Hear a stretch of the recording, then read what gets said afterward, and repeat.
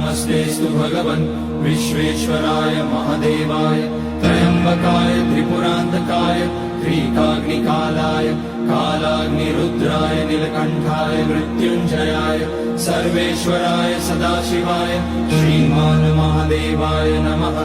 ॐ नमः शम्भवाय च मयोभवाय च नमः शङ्कराय च मयस्कराय च नमः शिवाय च शिवतराय च।